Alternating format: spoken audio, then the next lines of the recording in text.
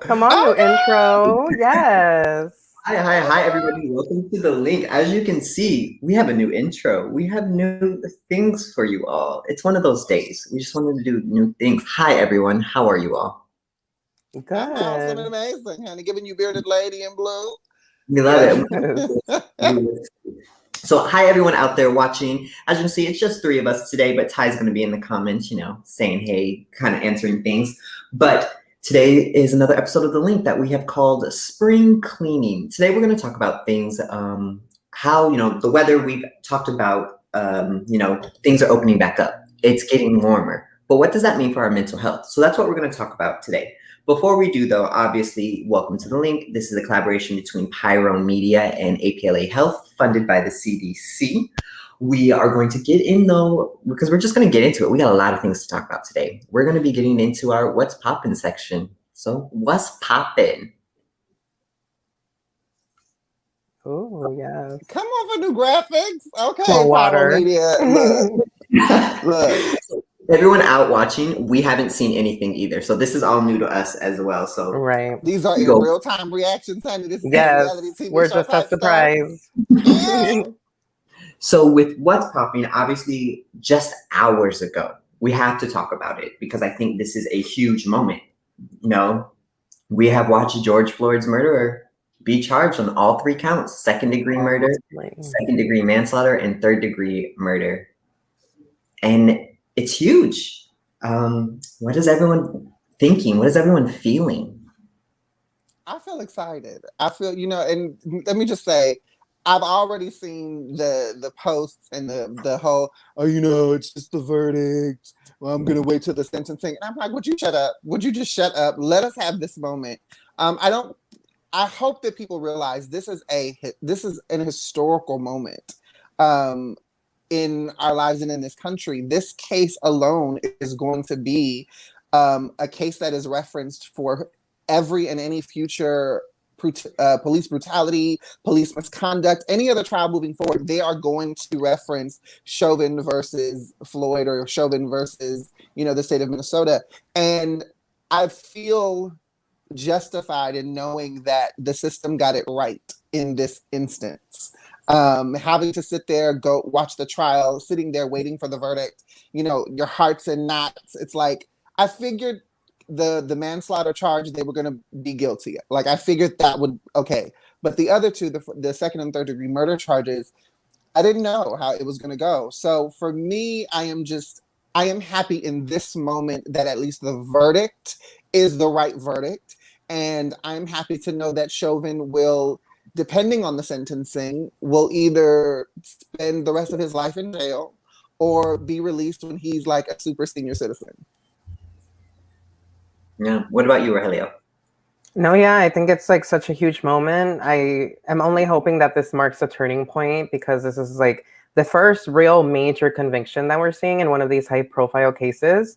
So yeah, it's just like amazing. I just feel like also, though, as an ally, as somebody who, didn't have to necessarily go through the experience of feeling like my life was put on trial, like a lot of Black folks are feeling, I'm kind of just thinking about, well, no matter what the verdict would have been, there's still so much work to do. And this doesn't necessarily make that work, any different or any easier. Hopefully this marks a turning point, but there's still so much work that needs to be done in order to assure that police are held accountable every time. And that this doesn't become like a huge, once in a lifetime thing, that this becomes the norm when, police cross those boundaries. Yeah. And I think you both are saying points I really, really feel. Daniel, first, on kind of what you were saying, for people who are saying, just wait, we still haven't gotten the verdict. I think for a lot of people, like myself included, just hearing three guilties, it was strange, right? We were sitting there because we were all in the office when this was happening. We were all kind of holding our breath, which a lot of America and a lot of Black people especially were holding their breath because we know what should have happened, but we were also knowing what has happened in the past. Right. So it's hard to be like, he's guilty. We've seen the video. We've been forced to watch the video, these last 3 weeks with this trial. Like, and I was talking earlier with both of you about it, that like, I was so heavy in this trial that it rocked me having to rewatch a lot of these people kind of talk about their experience watching a man be killed. So for a lot of people, it's just one of those things. Take this victory today, right? We know, as everyone is saying, this is not it. This is not justice. This is accountability. And I think that's probably the best way to describe it, is that justice would be, as everyone is saying, George Floyd not have been killed. Justice would have been our police system that exists today doesn't have these kind of issues. And we're not getting that. But at least we're getting accountability today. And I, like Daniel and Raheli, like both of you are saying, I really do hope in the future this is precedent, that this really does change. Because, you know, I was saying earlier today in the office, this is the first time we've really seen a police chief speak out against his police officer, Derek Chauvin. This is the first time we've seen police officers speak up against him. And also they had, I believe, like the most senior police officer in Minneapolis speak up in trial against him. And that's a huge precedent. And now we're seeing this police officer, you know, be charged for what he should be, when usually this doesn't happen. So I know for me, when I found out when we were in the office getting the verdict, it was one of those moments that was, and even Ty commented, it was a bittersweet. It was like, yes, this is what should happen. But now it's like, but how do we make sure this doesn't happen again? What do we do to stop that? So I think a lot of people are feeling that right now. So if anyone out there is watching and you're not quite sure how to take this, reach out to us, right? You can definitely speak with us. If you need some mental health services, counseling, especially Black people right now, reach out to us. We can provide you with resources. And we want everyone out in the community to know that we are here and we will do our best to provide support any way we can. And if you don't feel right now that you're in a place to really kind of accept this information or accept this kind of verdict and you feel iffy about it, that's okay too. It's okay to feel conflicted. So that's all. I also think that it's good for the people that are still waiting for the sentencing. Please realize, number one, if you've watched the trial, I have to give it up to not only the prosecution, but also the presiding judge who was presiding over this case. I think that he was extremely fair. He did an amazing job presiding over this particular case. And it is world-breaking. It is historic because this is a case and this is a moment that was seen around the world. People rallied around the world in regards to George Floyd's death in this case. And I think moving forward, as we wait, you know, these 8 weeks for sentencing, it's just knowing if the judge, number one, what's the sentencing going to be, because he has to sentence for each conviction. So there's going to be a sentencing for each one of the 3 charges that he has. Maximum, he's looking at 75 years, all 3 together. You know, I think the max for the manslaughter charge is 10 years, 25 years for the 3rd degree, and then of course 40 for the 2nd degree. So it can go one of 2 ways. If the judge decides that he does his time altogether, meaning that all 3 charges, he does his time, and you know, each year for each charge runs the same, or if he decides that he wants to have it be just consecutive, like you do the first 10 years, you do this next set of years, and then the next set of years. So there's still, again, that anxiety of what's the sentencing going to be. But based on how the case was presided over, I don't see this judge giving Derek a slap on the wrist. I just don't. Yeah, at this point. And I think, too, it would be a really strange moment. And I think one of the positive and negative things about this is the attention all of this has, right? In the past year, we have been nonstop watching how this plays out. And that might be a reason why we're seeing an accurate verdict or real, like, verdict that feels like a charge was actually brought in, punishment was given. But you know, what happens if people stop watching? So this is definitely for everyone out there right now. This is just a victory in a big overarching kind of struggle. We're not done. You're not done. But take this moment, take tonight, take today, take 420, whatever you need to, and celebrate, enjoy safely. And for everyone out there, especially if this has invigorated you to go protest, to really be out back in the community, safety. Be safe, right? And smart. Safe and smart, right? Your safety is super, super important. So really, really pay attention to your surroundings. Really, really make the best choices for you, and still wear your mask when you're out in public, everyone. Even if you're vaccinated. Even if you're vaccinated. I don't care. Put that mask on. So we wanted to start the show out with that. Obviously, we could spend hours having this conversation, but we also want to give people space and time to digest all of this, right? So, and one thing I'm always talking about is, especially Black people, is our trauma is always forced and publicized. So we want to kind of move on to the topic, but just know we will definitely be bringing this topic up again because this is important. So with that, though, let's see what else we've got for what's popping. Does anyone have anything big, exciting, fun going on, or just like ugh? Right, not necessarily big or exciting, but I know that everybody's making a big deal out of this new gay bachelor because, I forget his name, Colton Underwood, maybe something like that.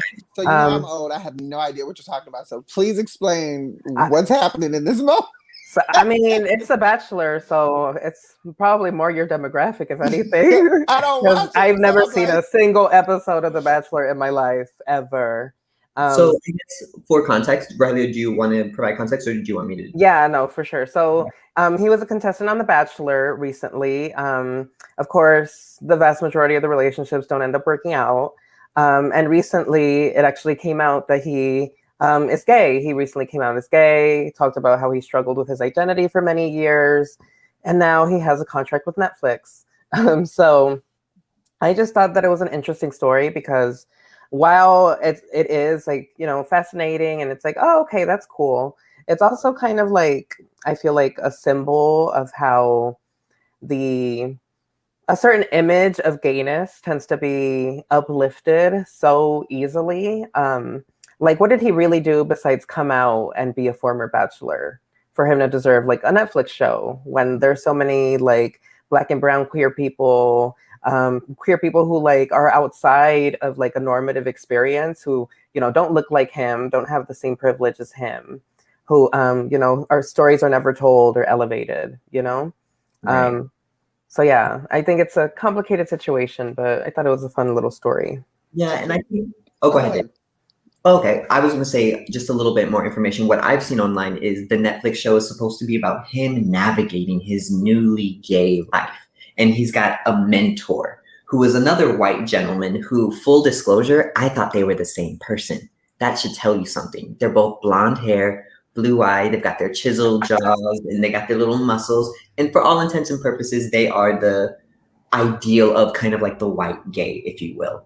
And Ty says he's a gay cowboy, and the kids like that. But for me, it was one of those instances. It's like, once again, a story that this could really be something great. Like, this could have really been a great idea, but we're telling it in the place of someone who has nothing to lose, no negative, real consequences are going to come for that. Him coming out as queer is the best thing that's even happened for his career, not even just for his life, for his career. And he's going to get rewarded of it. But there are Black and brown folks who, when they do that, lose everything. Athletes, if they were to come out, would lose everything. And I think for me, it really speaks to what do we like? What is acceptable and what is not? Because a lot of times we talk about, it's so great to see gay and queer stories. And it is. This is really, really great to see that. But why is it that they're always centered around, the archetype of a white man, right? So for me, it's like, another one, Right. I feel like at the end of the day, I'm always going to stand within my intersectionality. Okay, like that's where I stand. I am Black, I am Mexican, I am gay. That is where I stand. So when I talk LGBTQIA topics, do I talk about it from a large scale? Yes. But am I focused and more concerned about LGBTQIA plus Black, brown, and of color? Absolutely. Positively, okay? Because like you said, Kai, we get so many of the caucus, stories and the caucus narratives. And that becomes everything. It becomes the canvas and the landscape for every topic to be surrounding that. And it's like, but you're still a white individual dealing with, benefiting from white privilege, trying to have this story and this narrative of, sobness and empathy and sympathy, which, hey, you deserve, you're human, I get it. But that's not where my focus is. And I'm interested to see, is this a story, like I guess my question, is this an is this a season of him like trying to find love as a gay man? Or is he gonna go back on The Bachelor and try to find another bachelor? Like, what is it that you walk away from this moment with a Netflix deal? Yeah. Right. It almost reminds me in a weird way of like Caitlyn Jenner, Of course you can't compare like, the trans narrative to like, the queer one, and especially because Caitlyn Jenner was this huge athlete and, the story was definitely different, and I'm never going to take away the cultural significance of that moment. But at the same time, it's kind of a similar example of like this white person with a lot of privilege, coming out, and suddenly they're granted all these platforms. And Caitlyn Jenner sure as heck was not sure as hell was not in the position to, have that platform and maintain it in a way that was responsible, because she ended up saying a lot of things that were pretty harmful to the trans community. And continues to this day to not be, the best representative. I remember I saw her speak at my college and afterwards, and this is when I was, not trans, or out at the time. So like I felt really confident still talking about it for some reason. Probably shouldn't have overstepped. But anyway, I like wrote a whole post after she visited about how like she still like she defended Reaganomics. She openly identified as a conservative. And I was just like, that's not the kind of representation that like the trans community needs, One of my favorite moments is that viral video where she's at an event and that Black trans woman like goes off on her in the aisle and is like, why are you here? Right. Despite her delivery, she was speaking facts. But I love that moment because, again, you're still benefiting from a privilege that thousands and millions of other people do not have. Right. And you get all of this notoriety for doing something that Black and brown trans folks have been living and been fighting for. Yeah, and I think you both bring up a really, really great point. For everyone out there, we're not hating on white people. We'll preference that. We're not saying that. But what we're saying is that people are provided these platforms to these really communities that are really kind of going through risk and just being who they are. So we would like for our representation to be someone that actually represents the community. Right. That represents the struggles that really happen for people who come out who are gay. And a lot of them aren't. I came out as gay after I was on a national television show, and now I get another international television show on Netflix, and I get paid a nice little coin for it. Like, I wish my little 18-year-old self would have gotten a Netflix show. I would have given you all of it. But right. We could have all been on Real World, came out and had a coin. Okay, But I think that's what a lot of the discourse is just with that. So for anyone out there, we're not just saying, because ultimately for the LGBTQ community, this is a moment for him. Right. It's a moment. Right. Favorite moment? No. And it's not his fault either. Like, that's the thing. It's like, it's not a criticism on either of them. It's a criticism more so on the system and how the system tends to uplift these certain stories. And, as, queer and trans people of color, at this point, we're over it. We're tired of it. We're frustrated that like, we're the ones that deal with the most issues and aren't highlighted, and that society just keeps on uplifting these same old archetypes like, oh, I'm just like you, but I'm gay. I'm just like you, but I'm trans. I feel like that's the image that's perpetuated instead of like a more radical image that will really disturb people's ideas about the world. Yeah. And if we're honest, when we look at, the LGBTQIA plus community as it pertains to communities of color, a lot of the struggles that I'm specifically talking about the three of us, that we face in our communities comes from the fact that those communities, when they think LGBTQIA, they think white. They don't often think Latin or Black or it's not that, and conversations that we have all the time as it pertains to gayness and Blackness, like that intersectionality specifically, the Black community, when they think gay, they think white. They can't fathom a gay Black man or a gay Black woman. It's just like, or a trans Black, like it doesn't compute, in a large way. And it's because of moments like this. It's because of the system that spotlights a particular type of individual. Right.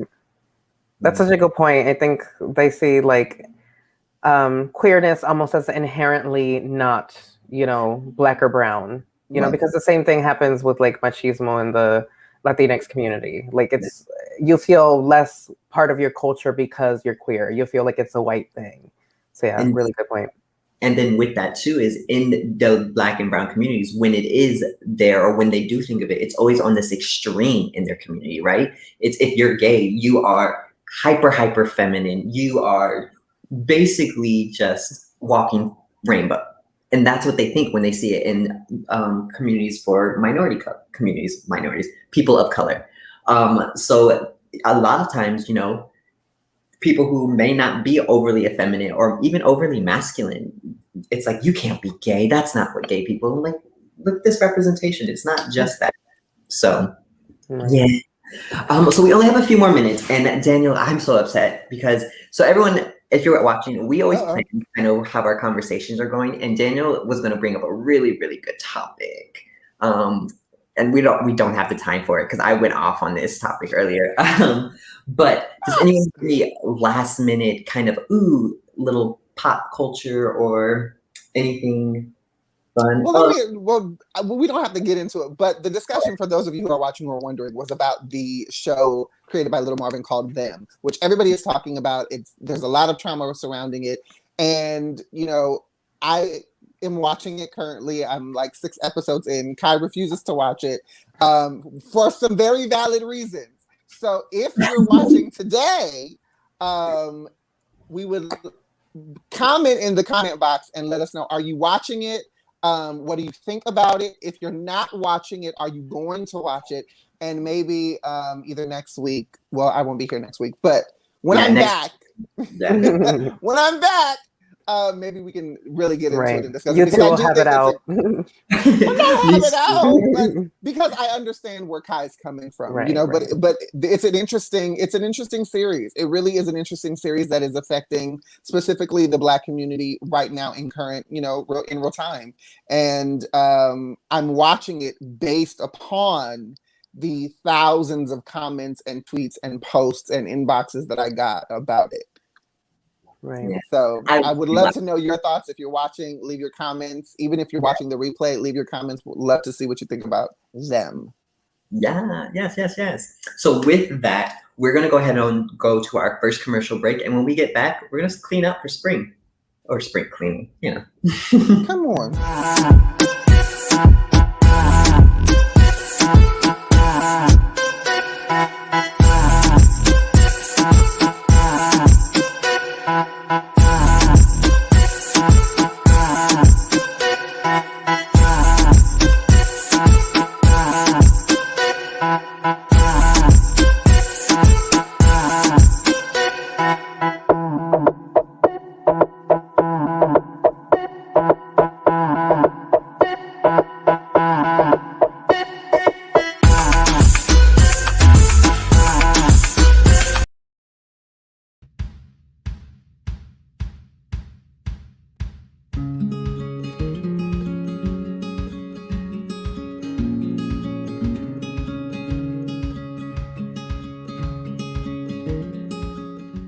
Hey guys, Ty here from APLA Health, and I got some good news for you.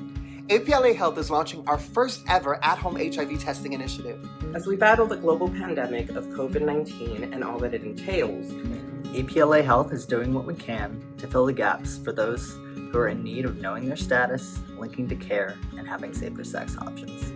The initiative, officially known as Swab and Chill, will be our virtual hub for those seeking to take an HIV test, receive HIV kits, link into medical care for those who are HIV positive, while also having access to several other programs and services that specialize in harm reduction for HIV infection. Such services include PrEP and PEP information, as well as substance abuse services.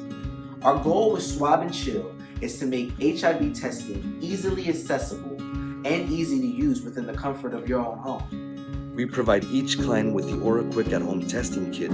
This kit is a simple test that is done by orally swabbing the gums and waiting 20 minutes for your results. APLA staff is available to virtually assist you while taking the test, while providing resources and support for those who may test positive. Maybe you already know your status and you're just low on condoms and lube due to accessibility. No problem. We can also send you one of our safer sex kits right to your front door. As we strive to keep our community safer and well informed, your privacy is also a high priority. All packaging will appear from APLA Health. Our over-the-phone assessments are quick, easy, and secure, so you can feel safe in sharing your results with us and asking any questions that you may have. If you or someone that you know is interested in having one of our at-home testing kits mailed to you, or you just want more information on what Swab and Chill can provide, please call one of our team members at 323-329-9713, or just email us. Come swab and chill with us. Come swab and chill with us. Come swab and chill with us. Come swab and chill with us. Come swab and chill with us. Come swab and chill with us.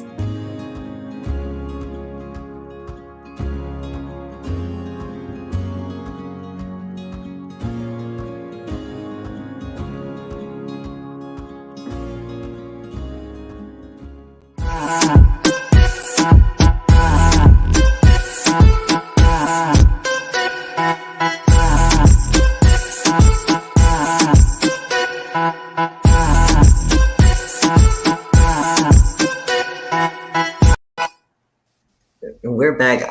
Be all close looking at the Right, that music, yes. So we are back. So as you see, we really got new things. That's why the show commercial is going to be making a change here soon too, everyone. So, but let's get into today's topic. So today we're going to split up the topic. Ooh, I love it. Come on. So today's topic, we're going to split up in two parts. We're going to talk about first identifying what you need to clean up in your life. And this is from a wide range of things. It's not just physical cleaning, but some of you might need to do that. But it's also things that kind of affect your life in general. So let's first talk about, how do you even know when something needs to be cleaned or when you are needing a change in your life? How do you identify that? For me, one of the things that I always like to do is reevaluate relationships. And I think that's a really, really big one. And I try to do it on like a short-term level. Sometimes people like to go really from year to year. I think that's really hard because I can't remember what I did last week with somebody, let alone kind of like how I've interacted with the year. But look at like a 2 or 3 week period or like your most recent interactions. Is it benefiting you? Is it even worth it? Are you putting more energy in that? And I think things like that, when you start making these lists or kind of thinking about it, you start to see maybe some of these relationships aren't as great as I think. And that doesn't have to just be like who you're dating either. Sometimes it's family. Sometimes it's friends. Sometimes it's coworkers. And I know with coworkers at times, you can't get away from them, but maybe you change the way that you communicate. And I think that's a really, really great first start. Rogelio or Daniel, what's something that you think that you're going to really be looking at to clean out as things get warmer, if you will? Right. Well, I've actually recently done some like literal cleaning, and I like put a lot of my old clothes, like my old like masculine clothes, into like bags, and finally just like took them out of my room, freed up so much space in my closet, and I like that because it was almost like affirming, not only like on a physical level, like I was able to get things out of the way and make room and clean up and rearrange things.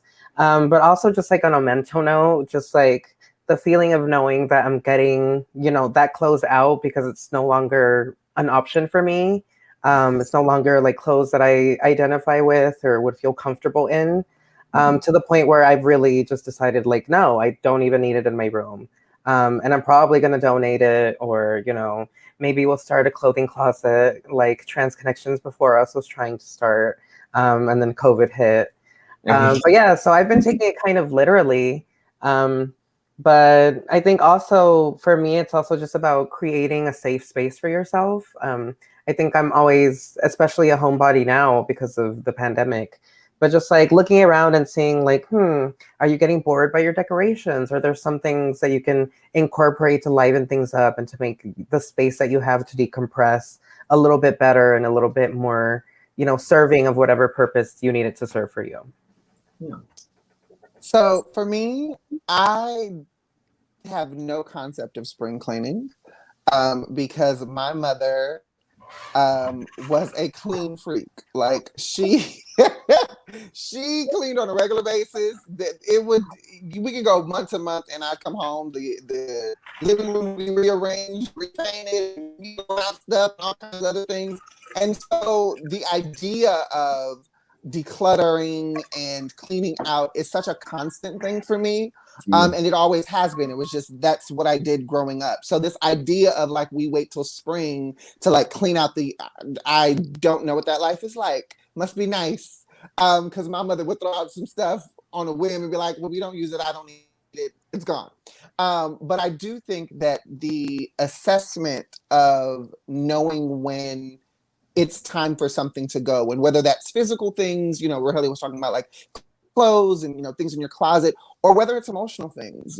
For me, I'm very aware about what my body is doing. How does my body feel? How do I feel when I wake up in the morning?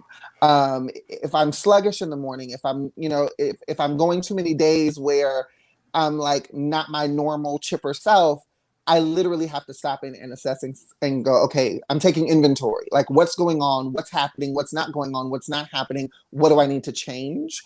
But like I said, it's something that I get from my mom. It really is just, she's a woman that believes in constantly checking in and to see what needs to be changed or what has been here for too long and isn't, benefiting us.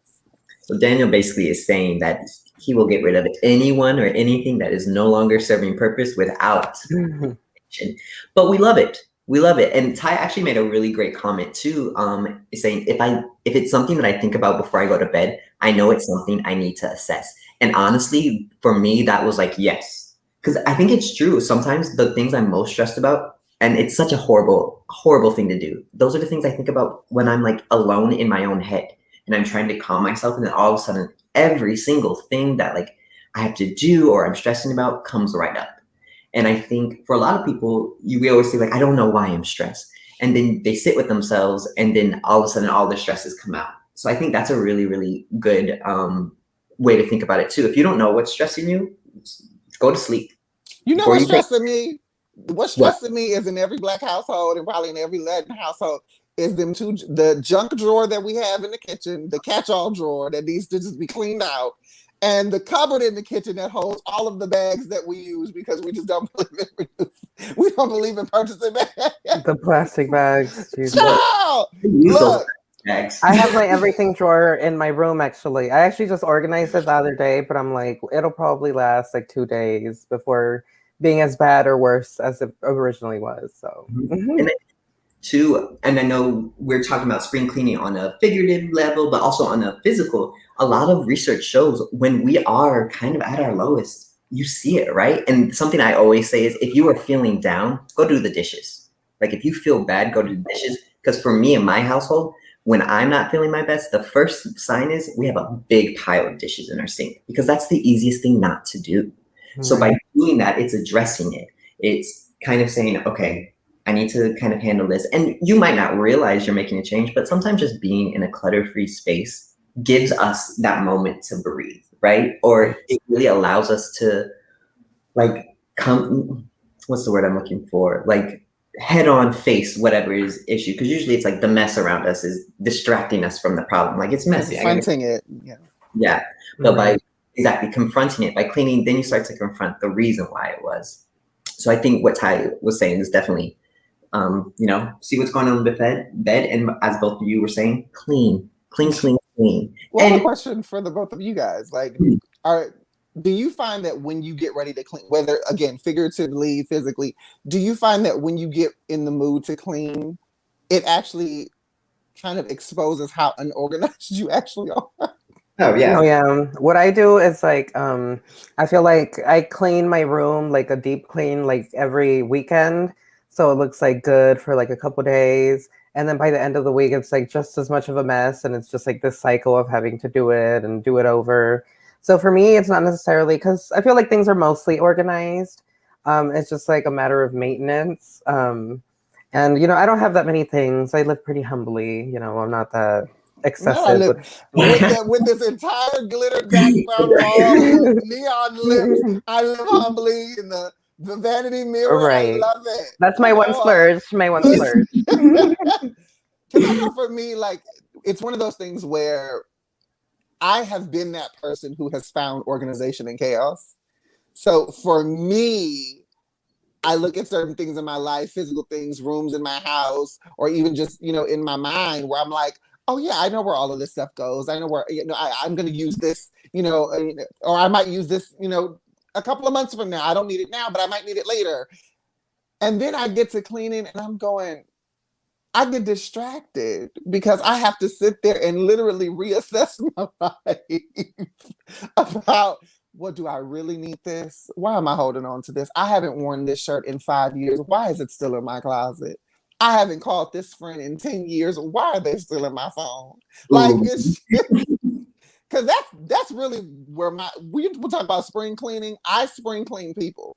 Like that is my number one thing when it comes to like clearing things out and readjusting is people. It's like, if we don't have a relationship, if we don't talk, if you don't say or do anything positive in my space, you gotta go. And it's no hard feelings. It's no hard feelings. But I gotta protect my peace. And you're infringing upon that. You gotta go. Right. And for me, it's not even necessarily a hard line sometimes. Sometimes I'm just like, now I know that that's not the person I'll go to for this. Now I know that that's not somebody I can trust. Now I know that this isn't somebody who's going to provide the emotional support that I need. So it doesn't necessarily mean that I hate you or that I'm going to cut you out of my life. If you text me, I'll probably respond. Maybe we could go for drinks or do something like that. They're good for Kiki. They're good for Kiki. Right. It's just about assessing your relationships and where you stand with people because, when someone shows you who they are, believe them, that whole old saying. Come on, Maya. Right. So Daniel, and to answer your question, I'm a little like you, except for me, it doesn't take me so long because I like question and think like, oh, I'm going to keep this, even though I find, especially in communities of color, we hold on to things way longer than we need to, which one day we got to talk about that, y'all. There's no reason for you to be saving everything that you save. But there's historical trauma attached to that. There always is. There always is. I have harder qualities, so I feel that. Go on. Empty candles, I keep the little glass jars. I'm like, I might need that later. I don't know why, but I need it. But for me, my issue is I get distracted by my things. So I will be cleaning. I'm like, yeah, I'm going. I'm like, ooh, I haven't seen this in a while. Cut to an hour later, I'm sitting on the floor still looking at the book or going through my phone. And I think that really kind of lends to, if you are spring cleaning, don't feel like you have to do everything right away. Because I think people think that, oh, spring cleaning, big clean, it's all got to go. No. And that's not even kind of like what we're saying, because sometimes that's so hard. Because let's also be realistic. Some of our stressors or the things that we need to clean out aren't something that we can clean out just in a day. It's not just a phone number we can erase. Like it could be bad habits or negative self-talk. And when that happens, that's a practice. That's something you have to kind of work on. And you have to also provide, I think, to yourself with a little bit of grace when you fall back into those bad habits and things like that. Because I know a lot of people, myself included, if I do something I tell myself I'm not going to do, I'm like, why would you do that? You're a horrible person. How dare you? You said you were going to get better. We were rooting for you. We were all rooting for you. And I think, because I read an article earlier today that just said, small goals, small things, small victories, whatever it is. So if you say, I'm going to clean my house and you only clean, your closet, great. Your closet's clean now. We'll clean the rest tomorrow. Right.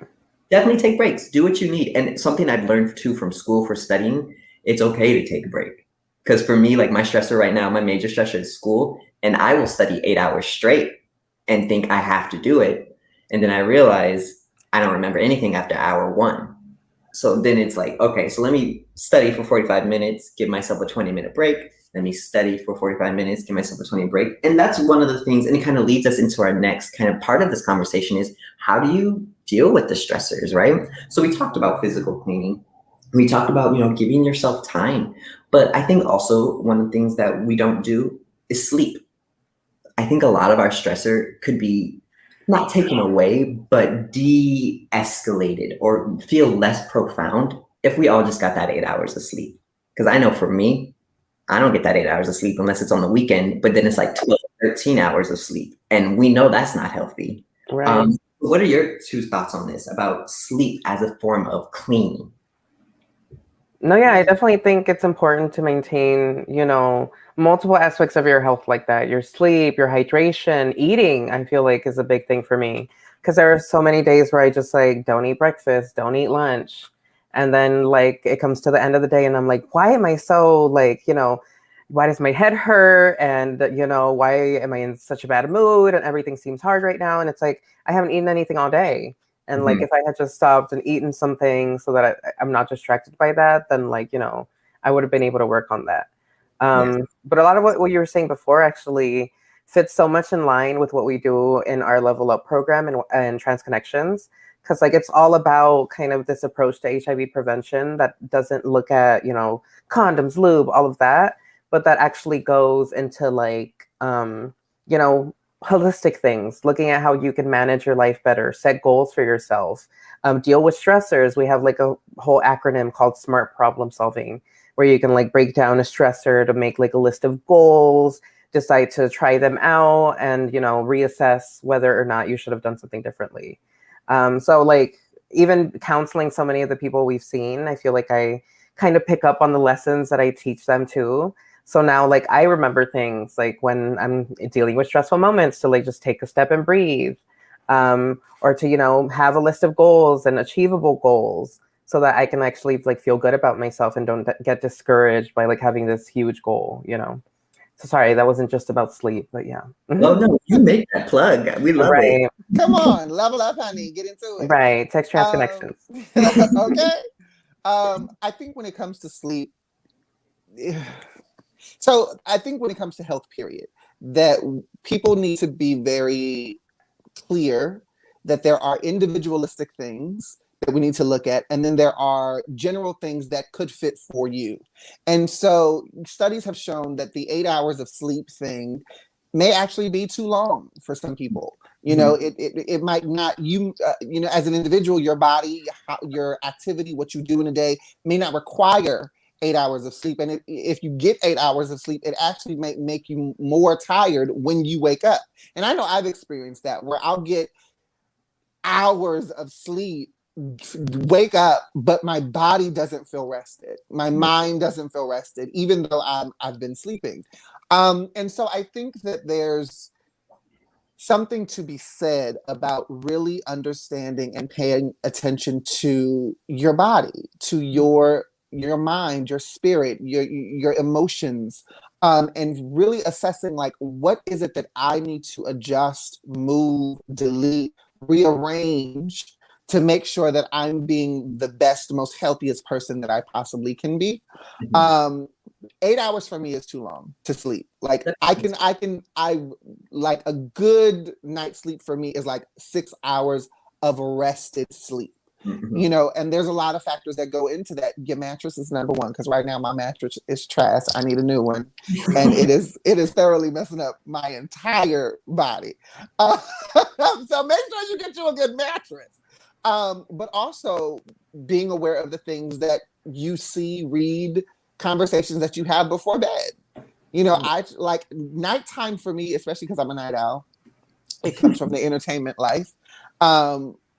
Nighttime for me is such a wonderful but personal time, because I get to decompress, I get to remove, I get to do what I want to do in the moment, and it's really the time of day, because I live with my best friend. It's really the time of day where she knows that's probably the time of day that you're going to hear the most no out of me, because it's the end of the day. So no, I don't want to have that conversation. No, I don't want to see that post. No, I don't want to watch that movie, because it's like, I have to go to bed on that.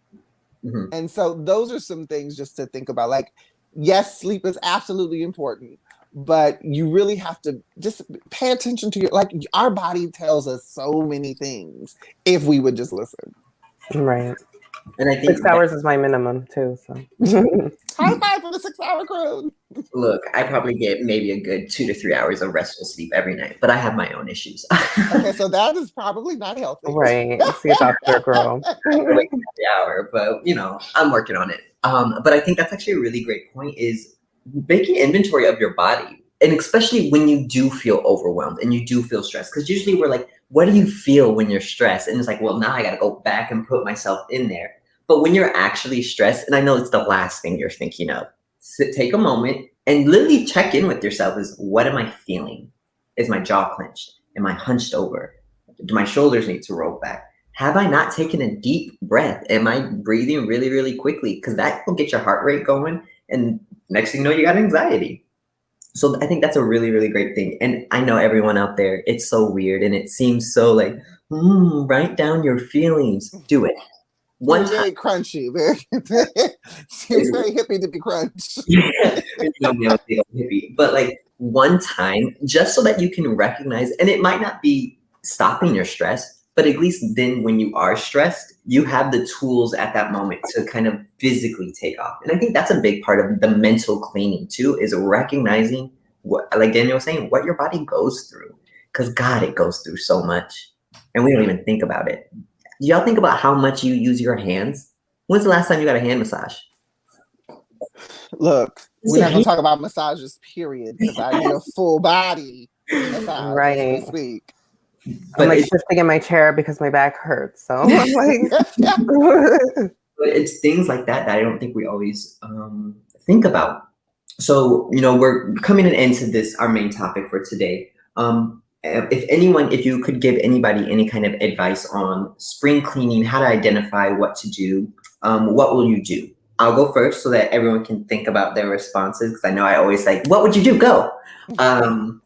For me to identify, kind of what I'm feeling, I ask myself why. And like real, like 2-year-old why. Because if I can't even explain to myself, then there's an issue, right? One part about checking in is knowing yourself. So it's like, okay, I'm really, really frustrated. Why? I had a hard day at work. Why? Because, and I'm not throwing him under the bus, this is just an example, because Dante was really on my butt today. Well, why? Oh, well, I didn't finish the assignment that I was supposed to be doing. Why? Because I was stressed out about this. Why? And it really kind of gets me into that point of figuring out what the real issue is. What about you two? You want to go first, Rogelio? For sure. I think for me, I think it's just about trusting my instincts. I think a lot of us have the tendency to kind of lie to ourselves or be like, no, like lie to ourselves about our feelings. You know, if we feel bad about something, then we should be able to feel bad about that and be able to sit in those feelings and take a step back to realize and think about what we can do to change it. So yeah, I just really think to trust yourself. If you feel stressed, then do something about it. Don't just allow yourself to be stressed. Don't take on other people's things either. Stand up for yourself, make sure to set boundaries, and just trust your gut. Because if you're feeling any type of way, then that's justification enough to do something about it and to really assert yourself. So I'm a self-proclaimed friendipist, which means I'm really good at listening and giving good advice, but I'm always going to tell you, if you need a therapist, you probably need to go get your therapist. But a lot of my friend clients that I talk to, 2 things that I tell them to, or 3 things actually that I often advise people to do, and this is something that I do quite often. Number 1 is take a breath. You both have mentioned that, but taking a breath, a long breath in through the nostrils, holding it, and then releasing it out through the mouth, it does reset the brain and it resets your body in the moment to bring you to a space of calm, to bring you to a space of balance. The second thing is something that I call 5 minutes a day, which is something that I think everyone should do. And it's basically a conversation with yourself in the mirror, looking at your eyes, looking into your eyes in the mirror and having a conversation with yourself. And for people who have never done 5 minutes a day, I often say, start with, I'm sorry for, and then fill in the blank. And what that does is I've made a conscious effort that I will never lie to myself. So when I'm looking myself in the eye, trying to figure out things or whatever, that 5 minutes, for me sometimes it's 20, but that 5 minutes a day, it really does help me be honest with myself in the moment and with what I'm feeling. And it also helps me to identify where certain things are. So 5 minutes a day is amazing. And then number 3 is what I call the front door check. My goal every day is that when I leave my house, I start on 5. And the goal is to return to my home as close to 5, if not on 5 as possible. And for every day that I don't return home on 5, I write about it and I journal it out. And doing those things really does help keep me centered. It helps me, be the jovial individual that people most likely see during the day. But it also helps me to be honest. If people ask me, how are you doing? I tell them honestly, well, today's not a great day, because I feel like, don't ask me if you don't really want to know. But I'm not going to lie and say, oh, everything's fine, everything's great. Like, no, it's not. And we get programmed into those spaces. So those are my 3 things. Take a breath, 5 minutes a day with yourself in the mirror, and do your front door check. Yes, come on, front door check. I'll probably start doing that. Right, that's it. So we're going to switch gears one more time. We're going to do a segment we haven't done, I don't think, since like the first or second episode. And it's called What You Do Is. Often here we talk about, yes, what you do is. So often here we talk about, PrEP and, HIV and how PrEP can prevent HIV, but there's still other STIs.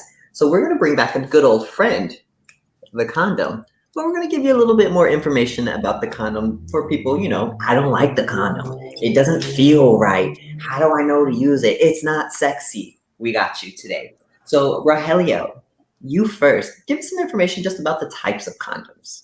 For sure. So first off, there are 3 main types of condoms. The classic one is the latex, the good old reliable. Latex is also commonly referred to as rubbers because latex is a form of rubber. The only negatives with latex condoms is that they tend to be, elicit allergic reactions from some people. So that's when you may opt for other types of condoms, like plastic or polyurethane is another name for it. The only thing with that is that you have to also think about lubes on top of the different types of condoms.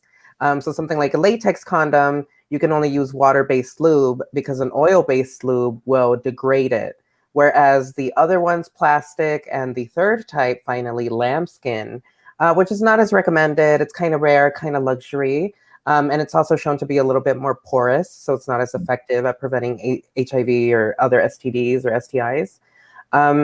And so with lambskin and polyurethane or plastic, you can basically use any kind of lube. So yeah, those are the 3 types of condoms. And just remember, with latex, do not use oil-based lube. So these are the things like Vaseline, things that are, have oil in them. Whereas most lubes that you get at, APLA are probably going to be water-based. Come on, y'all. Daniel, would you like to go? So Daniel and I are kind of partnering together on this one. So I'm here to give you some tips for the people that say, doing the condom, it's not sexy, and it ruins the mood. Honey, there are so many things that you can do with a condom and still get your groove back, okay? And Kai is actually going to help me demonstrate one of those things. But the first thing is, for those people who say, when I wear a condom, I don't feel anything. If you put a drop of lubricant inside your condom, when you put it on your penis, you will actually have a sensation that is a little bit more pleasurable than if you didn't. Most condoms do come pre-lubricated, but let's be honest, that pre-lubrication, honey, it dries up the minute we open that pack. It ain't worth a damn. So that's a tip that you can use. Put a droplet of lubricant inside your condom, so that it helps the pleasure for yourself. Now, the second thing is, if you want to get a little frisky with your partner, you can help them put on their condom using your mouth. And so we call it what? Cheeking. Come on, cheeking. And so I'm going to walk Kai through it. So first and foremost, he's going to open the condom. Yes, no because that's important. Make sure that your condoms are always completely sealed before you open them. If not, get you a brand new one. Then we're going to place it on the tip. We're going to take that little tip. We're going to squeeze out any excess air first, because we don't want to slide that on with any extra air. And then you basically hold it. You put your mouth on it.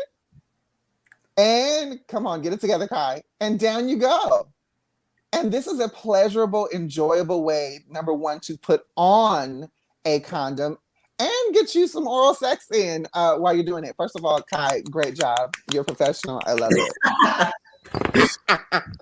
Gosh, I'm never But gonna yes. it. But using a condom, again, it can definitely be pleasurable. There are a load of things that you can do, no pun intended, that you can do with a condom to help increase pleasure. So don't be afraid. Don't be afraid to experiment. And thank you, Kai, for being my model. Thank you. Of course, everyone got to see me using skills. So the little tips for that: don't use your teeth. You're gonna rip the condom, and ouch. I mean, some people like it. Don't use your teeth. Just roll it down.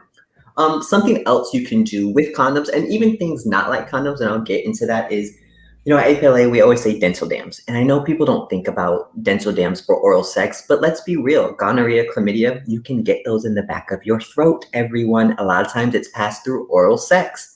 So you got to be kind of mindful of that. So there are ways to use a condom as a dental dam. I mean, we can do the traditional, just put it on your mouth, boom, boom, boom, with my Jolly Rancher or Sour Patch Kid condom. But you can also kind of just split a condom. And I'm not going to pull it because I forgot my scissors. But you can cut a condom and open it up, boom, instant dental dam. You can also use things in the house, such as saran wrap. However, if you are going to use saran wrap, make sure it is the non-porous kind. Just like Rogelio said earlier, the issue with lambskin, porous means there's little holes, things can go in that. So that means that particles can go in that as well. So be really, really mindful of that. And the easiest way to see if it's non-porous or not, it'll say it on the box. But also, if you put something in the microwave with the, what is this stuff called? The cover, the saran wrap? The saran wrap. God, I couldn't think of the name. The plastic saran wrap on it, and you see steam coming out of it after you've heated it up, it's porous. Water can get through. You don't want that. But yeah, as everyone's saying, condoms, I know a lot of people just aren't about them. And I get it. Sometimes it's not my favorite thing either. But there's a way to work around it. And especially when you want to talk about having random sex or random hookups, you want to keep yourself the best protected. This is it. And I promise you, this cheeking technique, as I wave around this dildo, it'll drive them crazy. It'll drive the boys crazy. Or not even the boys. Anyone with a penis, it'll drive crazy. I don't know. And that dental dam trick is very handy because dental dams are expensive. So if you are on a budget, honey, and you're not trying to spend all that extra coin on an actual dental dam, get you some scissors, cut that condom, get your cunnilingus on, honey. Just get it in. Okay? Your analingus, cunnilingus, fellatio, whatever it is you want to use it for, get it in. On a budget. Look, we're helping people save money. Yes. And you get them for free and you're Swab and Chill kids. Come on. Yeah. Right, with all of it. Dental dams, condoms, lube. We got you covered. But with that, this was an episode of the Link. Fun. Very fun. So thank you all so much for watching. Join me next week with our substance use program. They're coming back better and more exciting. And we'll see you then. Same time, same place. Oh, and check out the website, the link, the-link.la. That part. And don't hit up Kai after that demonstration, child. His DMs a lot. Right. Don't message me. But everyone have a wonderful afternoon. Be safe tonight. Take a moment and celebrate the victory of the day. Everyone have a wonderful evening. Bye. Clean your room. Bye. Clean your room.